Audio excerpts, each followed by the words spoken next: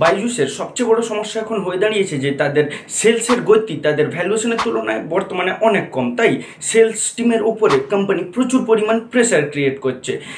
এমনকিও শোনা গেছে যে বেঙ্গালুরের যে মেন সেক্টর বাইজুসের রয়েছে তাতে একজন এমপ্লয়িকে 12 থেকে 14 ঘন্টার একটি শিফট কমপ্লিট করতে হচ্ছে এবং এমন একটি সেলস টার্গেট দেওয়া হয়েছে যেটা হচ্ছে আনরিচেবল।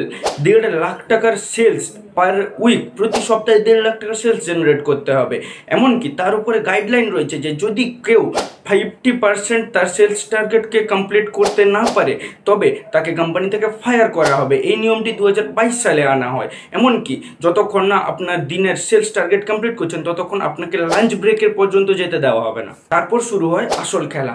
এমপ্লয়িরা সাম দাম দণ্ড ভেদ প্রয়োগ করতে শুরু করে স্টুডেন্টদের ওপরে। তারা প্যারেন্টসদেরকে মিথ্যা ইনফরমেশন, ভুল ইনফরমেশন, রং ইনফরমেশন দিয়ে স্টুডেন্টদেরকে ভর্তি করাতে শুরু করে, কারণ তাদেরকে তাদের সেলস টার্গেট পূরণ করতে হবে, আদারওয়াইজ তাদেরকে কোম্পানি থেকে ফায়ার করে দেওয়া হবে। এমনকি এমন খবরও পাওয়া যায় যে এমপ্লয়িরা স্টুডেন্ট ভর্তির জন্য তারা 15,000 টাকা পর্যন্ত নিজের পকেট থেকে দিয়ে, ডাউন পেমেন্ট দিয়ে স্টুডেন্টদেরকে ভর্তি করিয়েছে যাতে তাদের সেলস টার্গেটটা টাচ করতে পারে।